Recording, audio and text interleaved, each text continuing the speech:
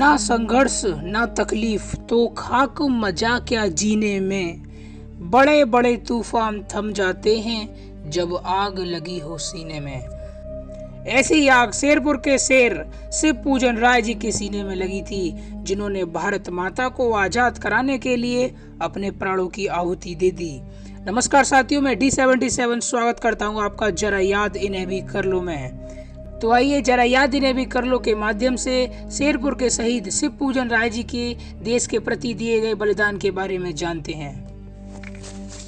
शेरपुर के शेर शिव पूजन राय जी का जन्म उस समय में हुआ था जब भारत पर अंग्रेजी हुकूमत का शासन हुआ करता था, जब भारत पर अंग्रेज राज किया करते थे। इनका जन्म 1 मार्च 1913 को उत्तर प्रदेश में गाजीपुर जिले के शेरपुर गांव में हुआ था।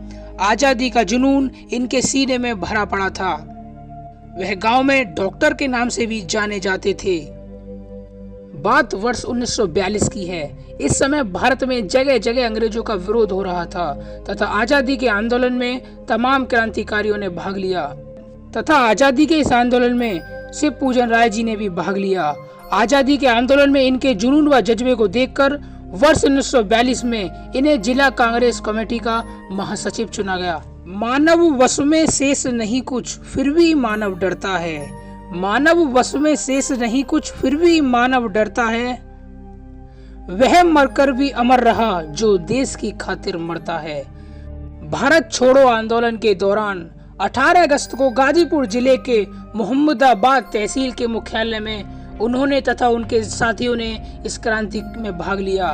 उन साथियों ने साजिश की कि तहसील के मुख्यालय पर क्यों न राष्ट्रीय ध्वज को फहराया जाए। राष्ट्रीय ध्वज को फहराने की साजिश के पीछे का कारण यह था कि गाजीपुर के लोग अंग्रेजों से नाराज थे, क्योंकि उन अंग्रेजों ने 129 नेताओं के खिलाफ वारंट जारी कर दिए थे। इससे वहां की जनता भड़क उठी।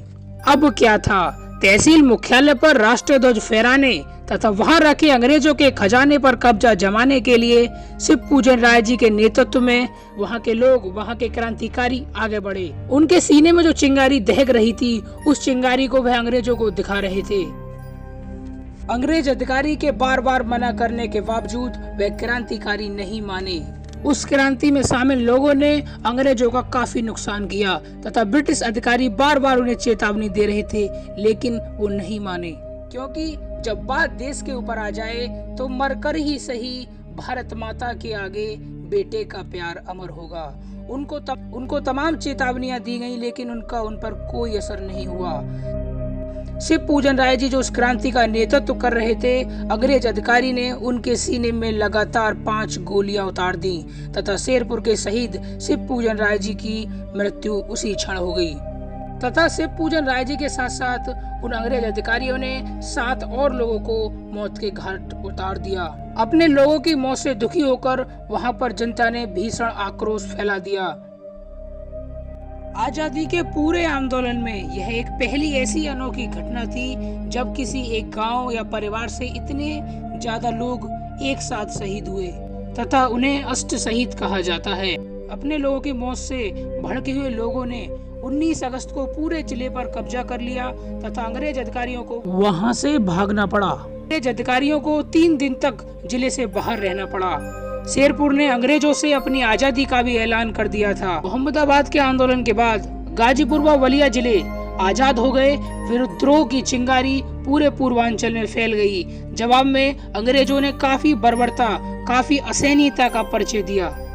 मोहम्मदाबाद का तहसील कार्यालय आज भी लोगों के लिए एक तीर्थ स्थल बना हुआ है। यहाँ एक शहीद स्मारक भवन के अलावा एक शहीद पार्क भी है। और मैं आपको बता दूं कि उस ध्वज को भी सुरक्षित रखा गया है, जिसे फहराने की कोशिश में 8 लोगों ने अपनी कुर्बानियां दी। उस झंडे पर गोलियों के निशान अब भी दिखाई देते हैं। इलाके के लोगों ने शहीदों के रास्ते पर चलते हुए आजादी की लड़ाई में भी बढ़ चढ़कर अपनी भूमिका निभाई है। परंतु बाद के दिनों में शिव पूजन राय जी और उनके दूसरे शहीदों के जज्बे को याद नहीं रखा गया। की जानकारी के लिए बता दूं कि मोहम्मदाबाद की शहादत पर पंडित जवाहरलाल नेहरू, जो कि भारत के पहले प्रधानमंत्री थे, उन्होंने कहा था कि डॉक्टर शिव पूजन राय जी अगर नहीं होते तो गांधी जी की अहिंसा विधवा हो गई होती। गाजीपुर के तत्कालीन जिलान्यायाधीश मुनरो ने इस शहादत की रिपोर्ट जब लंदन भेजी और भारत के स्वतंत्रता अधिनियम पर बहस करते हुए चर्चिल ने कहा, अब हमें भारत को आजाद कर देना चाहिए। भारतीय अपने अधिकारों के लिए सीने पर गोलियां खाते हैं और देश की खातिर मर मिटते हैं। लड़े जंग वीरों की तरह, जब खून खौल फौलाद हुआ, मरते दम तक डटे रहे वो, तभी तो देश आजाद हुआ।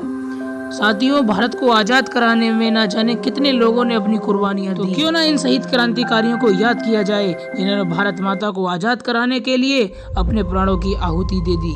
आज के लिए बस इतना ही, मिलते हैं अपनी अगली वीडियो में। जब तक के लिए जय जवान जय किसान।